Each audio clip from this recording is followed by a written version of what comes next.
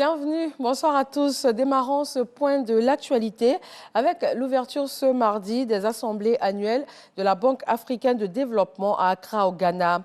Cette édition des assemblées a la particularité de s'ouvrir en partie en présentiel après 2 années en visioconférence en raison de la crise sanitaire de la Covid-19. Plus de 3000 délégués ont effectué le déplacement. Le vice-président ivoirien Thiemoko Melie Koné y représente le président Alassane Ouattara. Le projet Soja, initié par le gouvernement ivoirien de 1979 à 2002, à Touba et à Odéné, il a fortement contribué au développement socio-économique de ces 2 départements, malheureusement interrompu en 2002 du fait de la crise. Une autre phase pilote de ce projet a été officiellement lancée à Touba depuis le 25 octobre 2019.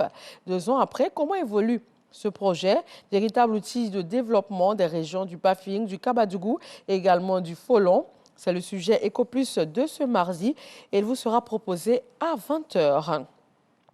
La garde républicaine de Côte d'Ivoire a lancé la première édition de ces journées portes ouvertes à la caserne du groupement tactique de Trècheville. Ces journées, qui vont s'étendre sur 3 jours, ont pour but de rendre hommage aux pionniers de cette unité et de renforcer le lien armée-nation. Une édition autour du thème « La garde républicaine de Côte d'Ivoire de 1960 à nos jours ».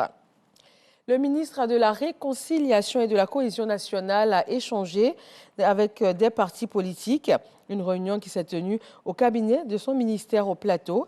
La collaboration en vue d'aboutir à une réconciliation vraie et durable au menu des échanges. Et puis le ministre de la Communication qui s'est rendu au village de Dagbaplé, à 30 km sur l'axe de Korogo, dans la sous-préfecture de Koni. Son objectif, visiter le chantier du centre de santé qui est en souffrance depuis des mois et prendre donc des dispositions pratiques pour que ce centre de santé soit mis à la disposition des populations. Reportage.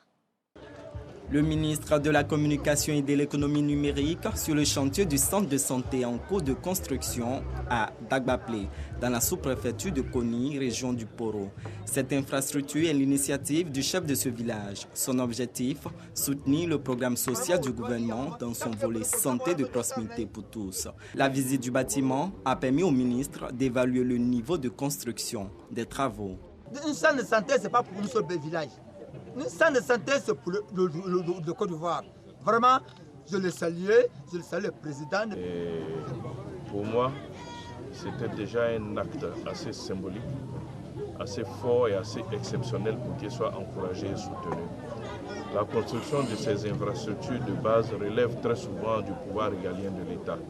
Il peut arriver que des mutuelles se mettent ensemble pour construire donc, pour leur population ce genre donc, de réalisation sociale de base. Mais qu'un chef décide lui-même d'initier une pareille action pour ces populations, il était important pour moi, afin de l'encourager, de lui apporter notre petite contribution. C'est pour cela que j'ai pris l'engagement auprès des populations de Dagbaplé, mais également de tous les villages environnants, parce que c'est près de 13 chefs qui sont venus, donc d'achever cette infrastructure que le chef a construite. À la fin des travaux, 13 villages pourront venir se faire soigner dans ce centre de santé intégré. Au nom de ses pairs, le chef du village a rendu hommage au président de la République et fait la promesse d'accompagner davantage ses actions de développement. Les travaux de construction du centre de santé de Dagbaplé reprendront incessamment. La remise des clés est annoncée pour le mois d'août prochain pour le bonheur des populations. Dans l'actualité internationale, le Conseil de sécurité de l'ONU s'est réuni sur le G5 Sahel notamment pour une réunion régulière sur la paix et la sécurité sur le continent africain.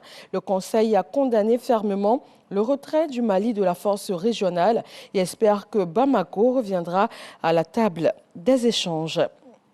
Et voilà, c'est tout pour ce bref point de l'actualité. Merci de toujours vous informer sur RTI 1. Je vous retrouve avec grand plaisir à 20h.